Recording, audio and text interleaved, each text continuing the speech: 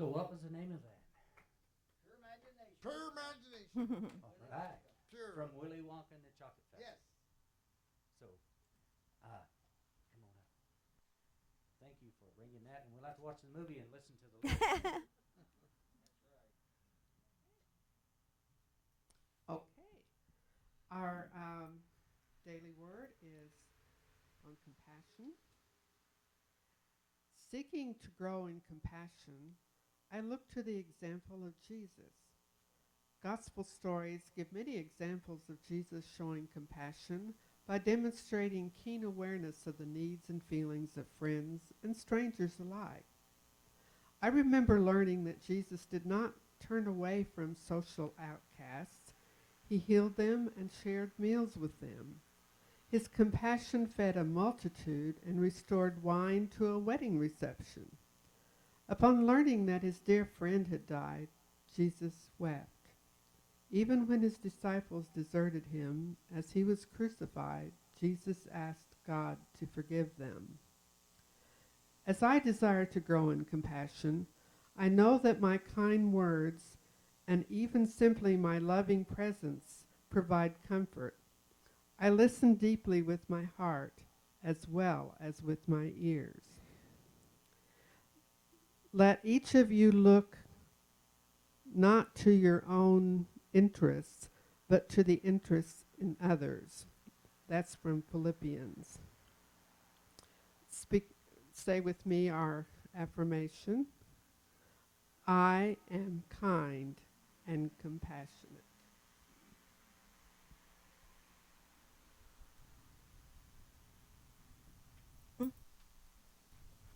That's me.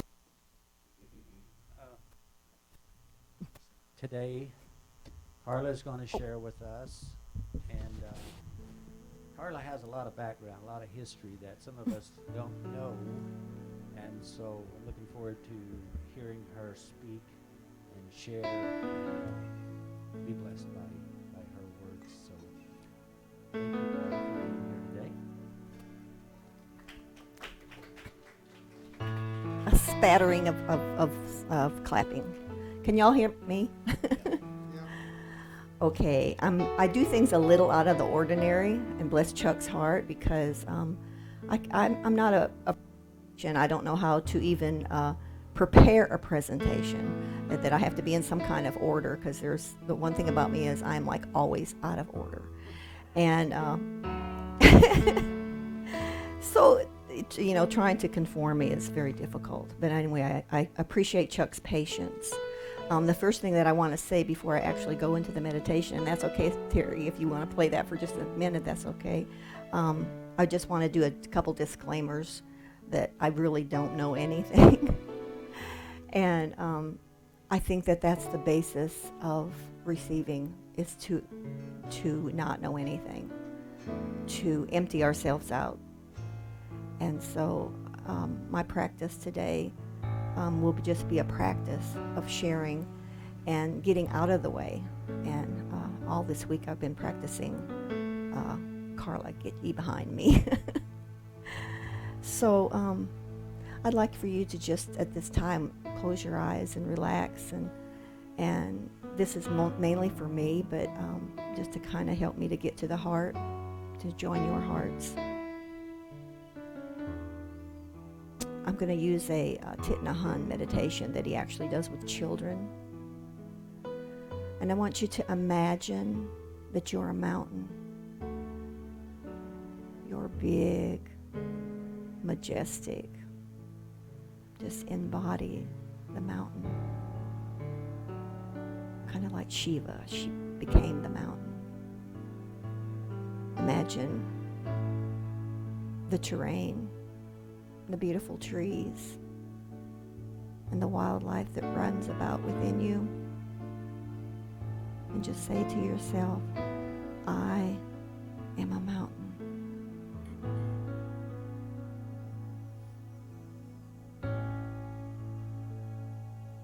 The mountain is unmovable, it appears. Appears to be a bit bold. Unapproachable, maybe.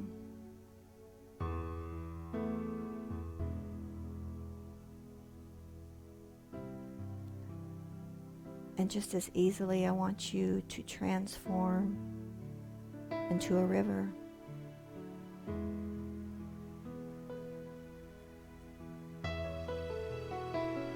And now you are free and flowing. You even have boundaries on each side that give you direction. Experience yourself as you flow over any obstacles that come in your path, or maybe even go around them. Doesn't stop your flow. Within you is a whole different wildlife. Plants that are swaying and critters that are swinging about. Imagine I am a river.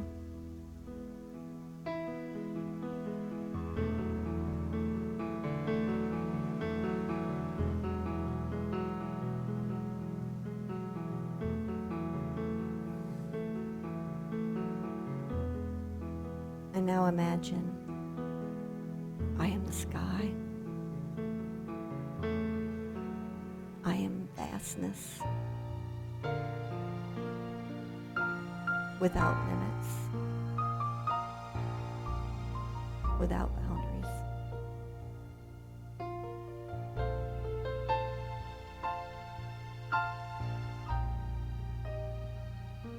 I am the sky.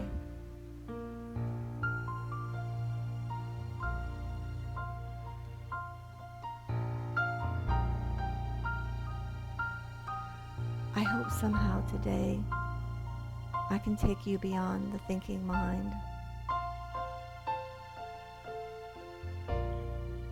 the prison where we've put ourselves with limits.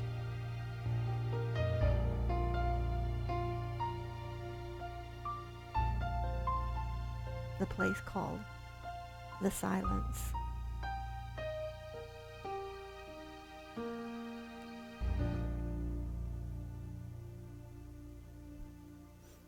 And now out on our deck, because I'm radical, Skip is sitting out there so he can sing to y'all his beautiful song that he's written in the silence.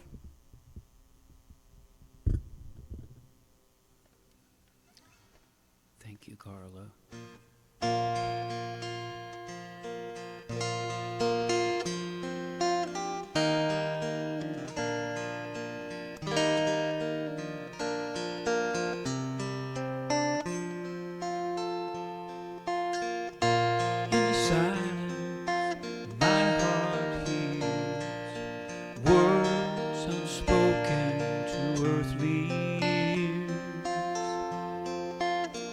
Sound of peace where love replaces fear.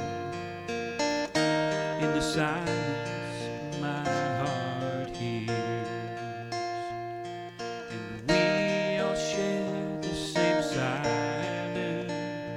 No matter where you call home. When we enter that sacred place is when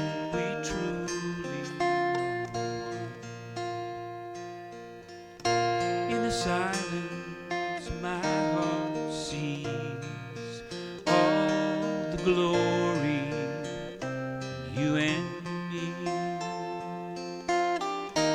and its presence illumines me.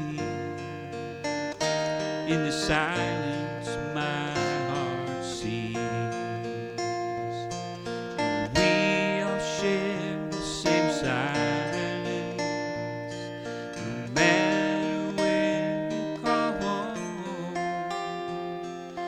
When we enter that sacred space is when we truly are one. When we enter that sacred space is when we truly are one.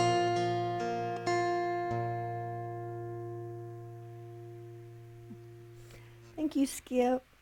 And that was very precious because Skip wrote that song, number one. He's willing to go outside the boundaries and to the deck to sing for us so that we could follow the regulations of the mask. And he's also playing on Rick's guitar. So it was a way of bringing Rick to our service as well. So anyway, thank you, Skip. Okay, because I'm going to start out reading a scripture right off because that just seems like the thing to do. I kind of like Donna's approach with telling a joke, but I don't have a joke. So I'm going to start out the opposite of that with a scripture. And I'm going to read John 7:37 through 39. In the last day, that great day of the feast, Jesus stood and cried, saying, "If any man thirst, let him come unto me and drink.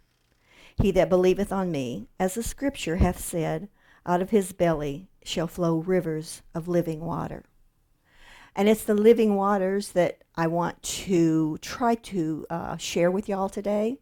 What is this living waters? I always loved that scripture, and this is the King James Version where it says, out of his belly shall flow rivers of living water.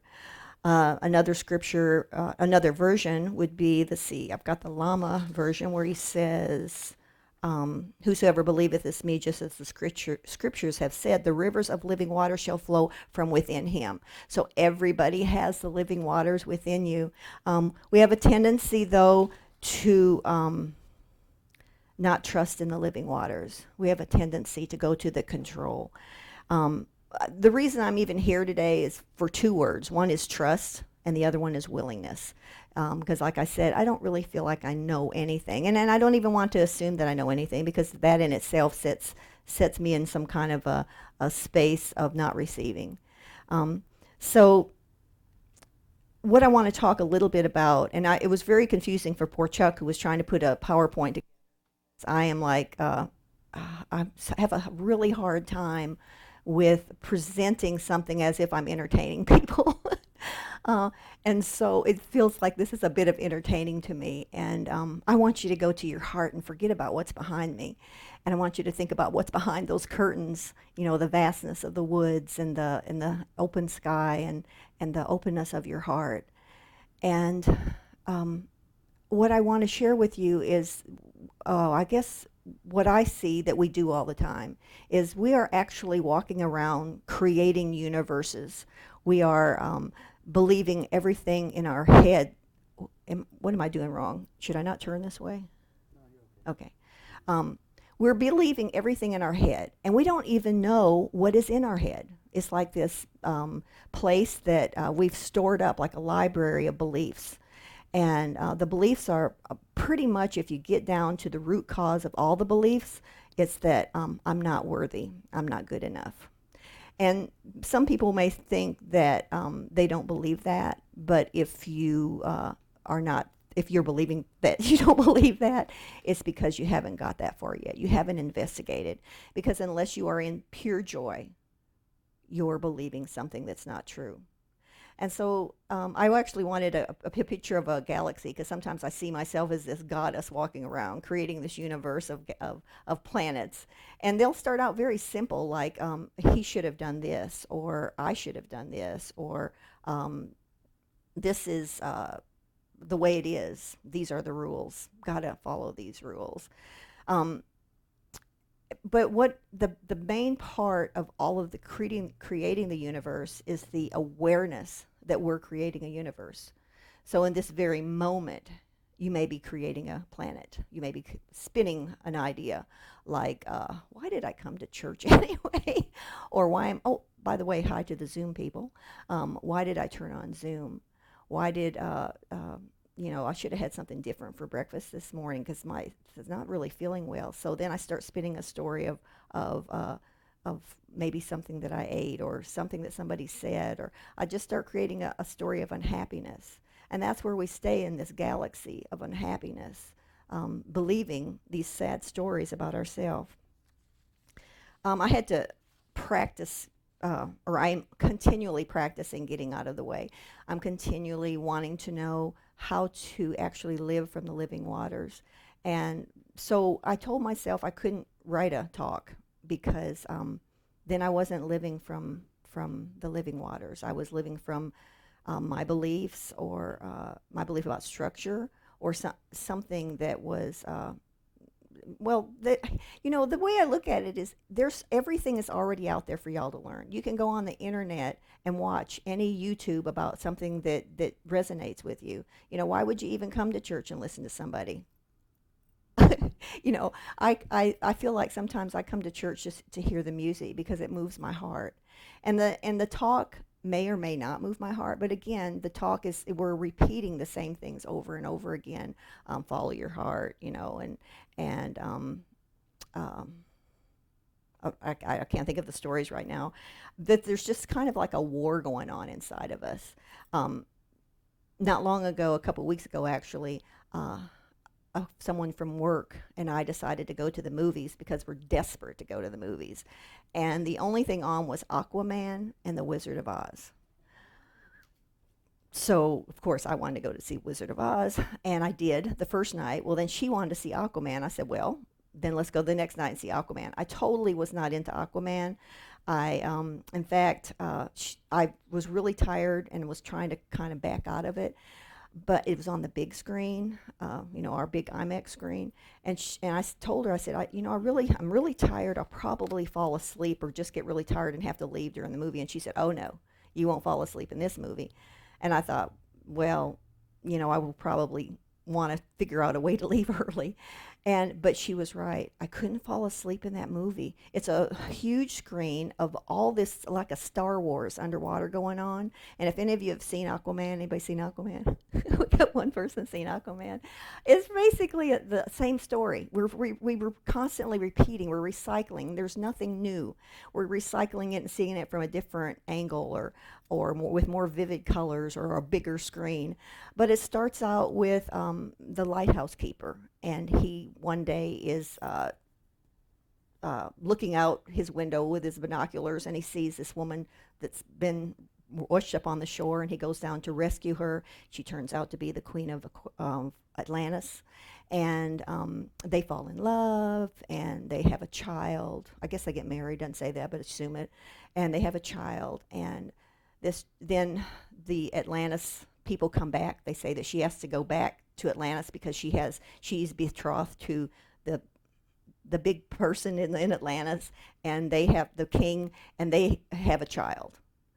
And she ends up going because to protect her land family, but the whole premise of it is that they have a child together, and it's kind of like Abraham and Sarah and the split of the Muslims and Christian religion. It went one way, and now they're like we seem like we're against each other. And so my thoughts in watching that movie was we were underwater the whole time. And so the thought was the emotions that were always under that's always going on, and we don't even know it. That war is going on. The screen in the IMAX is so big, and it was so loud, and even your chair vibrates, so like you're in the movie, and there's no way you are going to fall asleep, and there's no real way you're going to lose interest because it's so colorful, her vivid red hair and his golden eyes, and you're just captivated for 2.5 hours. But my thought was, wow, I never knew all that was going on in the ocean. And that was the ocean of me. That there's the battle that's going on. It's big, it's loud, it's really actually very beautiful, but that's the turmoil that's happening inside of us all the time. We're always trying to marry, or they thought that this would unite the underwater and the land people. And so we're always trying to unite. We're always that within us. This world is pretty much a world of dualism. There's always a left and a right. There's always an up and a down. There's always a you and a me. Really? Have we woke up to the awareness that there is no you and there is no me? That you are up here standing talking? That you possibly have something that could come through you to be said?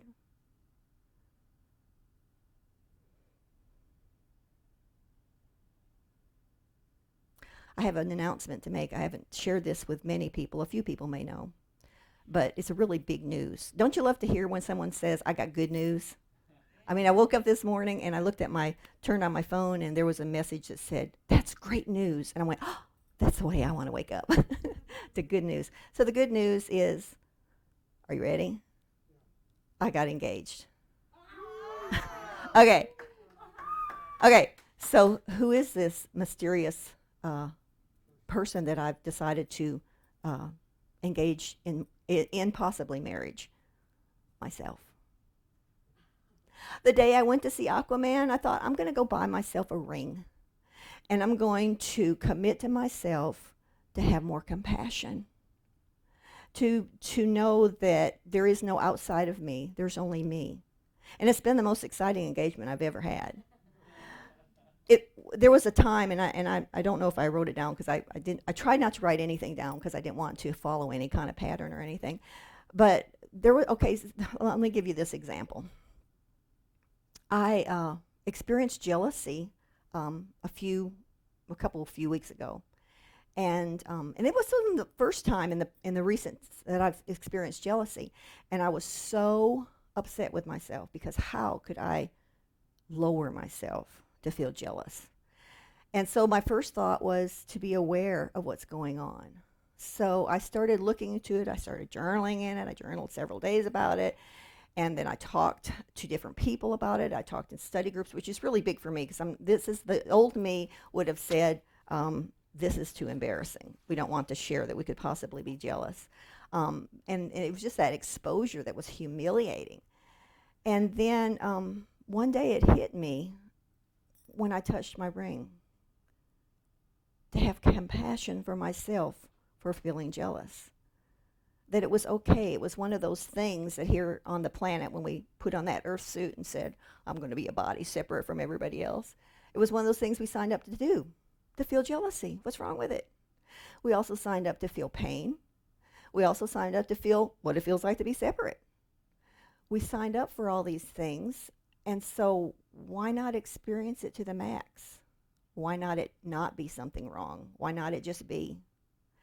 And this ring, my engagement ring, has just caused me so much joy because in the middle of even the night, I can reach over and touch my finger and remember that I'm committed to myself. Don't know when I'm getting married yet because, well, I feel like I have to perfect, you know it. And I'm thinking, it could be lifetimes before I could perfect actually having compassion for myself. But there's still that potential and that remembering and that commitment that I have to myself. I went to see the Dalai Lama one time here in Arkansas, and the greatest thing about seeing the Dalai Lama was that I was one of 5,000 people there in Arkansas. And in fact, Rick and I both went, and he had to park the car so far away that he dropped me off at the door. I don't even remember how many miles away that the car was parked. But it wasn't so much what the Dalai Lama said. It was the fact of being in the presence of 5,000 people who were looking in the same direction. I mean, isn't that awesome? So I think about that number 5,000, and I think about all the biblical stories that Jesus told. It's kind of centered around food. Did you notice that? You know, like he fed the 5,000. How did he feed the 5,000?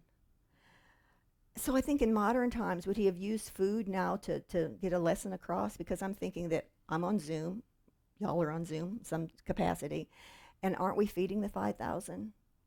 Aren't we right now something that maybe I say could have been just something in our daily word or something in the music that spread to someone in Zoom or someone sitting here who said something to somebody, and maybe it was just the action. Maybe it wasn't even the words.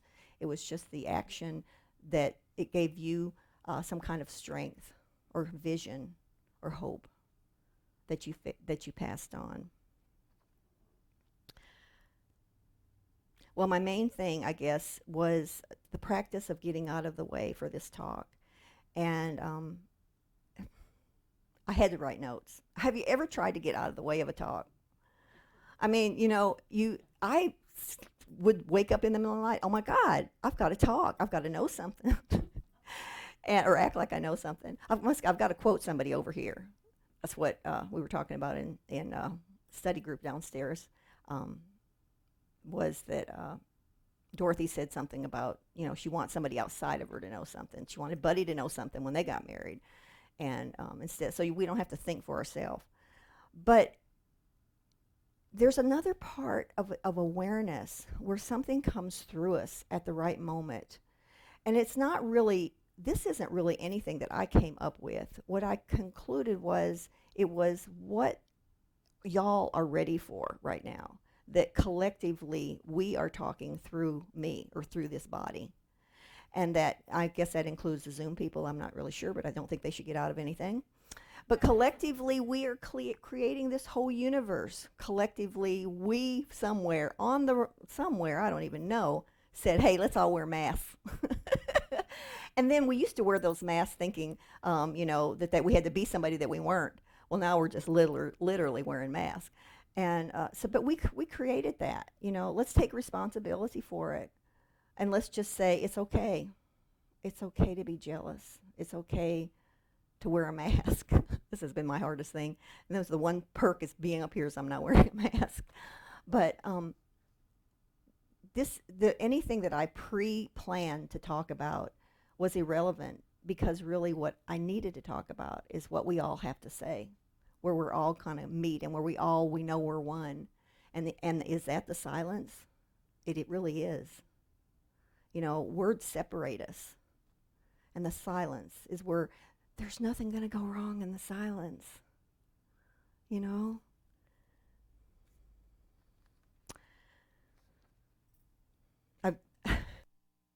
One talk was that I've thought willingness and trusting. I have to be a little brave as far as letting people know, because my first thought was, oh my gosh, I hope nobody shows up. And I'm not going to tell anybody that could, because now it's like open. Like my sister could be on, there was from South Carolina, or my other sisters in Louisiana, or my daughter, or people that I've just kind of talked to in different places. They could be on Zoom. I don't even know. I told them, I said, I'm not going to invest in you being there because that would scare me probably. But I had to be brave and invite them because that was my guidance. And there's, a lady walking on the street, and I said to her this morning, you coming to church? I'm sorry, but I can't remember her name, but she's one of my neighbors who's been here a couple times. And I said, I'm talking. I went, oh my God, why did I say that? And but my guidance was, just ask every now and then, and I would tell somebody. And the same thing with this reverend thing, when who was it that called me? Skip texted me and said, would it be okay if we put Reverend in front of your name? And I went, no, really loud where I was. And then I typed, okay. Because it's not about me anymore. It's about my betrothed. And I have to take care of this part of me that takes care of all of y'all, to let you know it's okay to be jealous. It's okay to be whatever it is that you are. And the thing about it is, I fought so hard not to be jealous, and I think I did that all my life, that I don't want to see that part of me, because I can't be that ridiculous or that little. But it's okay. It's who we are when we put on that Earth suit, or the Earth suit, I meant to say, instead of space suit.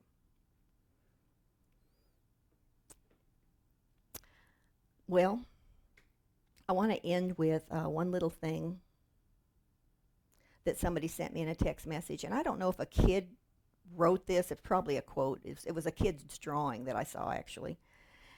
And it says, God has never looked in your mirror or mine and wished he saw someone else.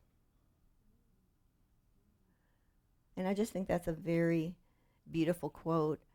And I asked Terry at the end of the service to sing It's Just My Imagination, or not to sing, we can't sing, to play It's Just My Imagination, because I want you to play with your imagination and know how silly you are. And the thing of it is that someone told me, I always say when I'm sad or I'm upset, when I'm in my single separated self. And then someone else added to that, my silly single separated self. So, but just celebrate if you're there, and know it's okay. And that's all I got to say. Thank you for your willingness.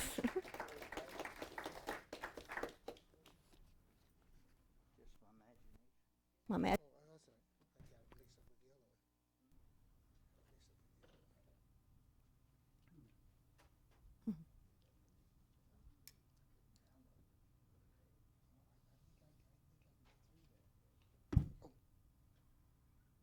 that's right. I got it mixed up with the other one. Don't do that. Should I do my famous nose on the microphone trick first? Do you want to see my famous nose on the microphone trick?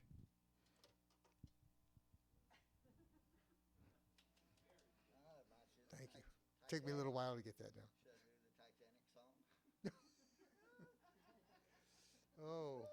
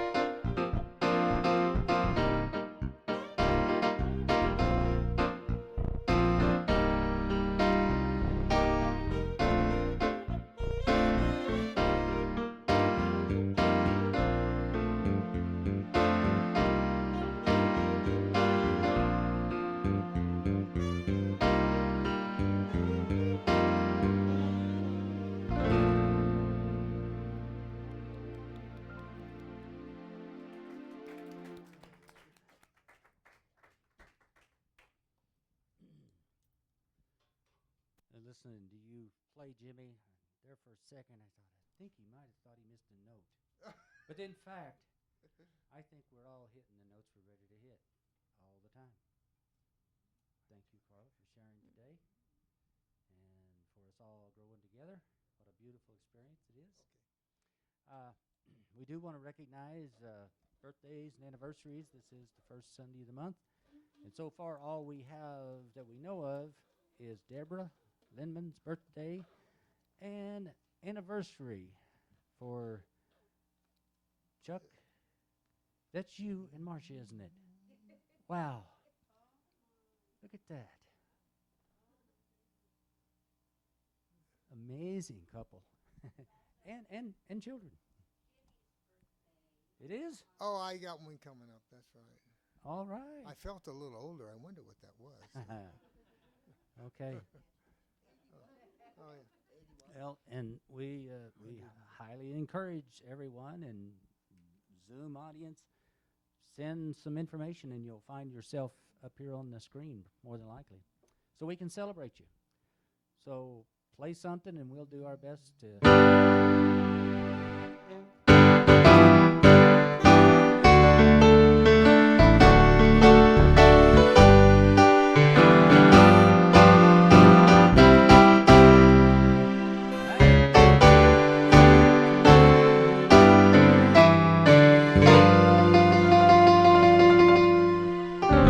And you are blessed now. Thank you.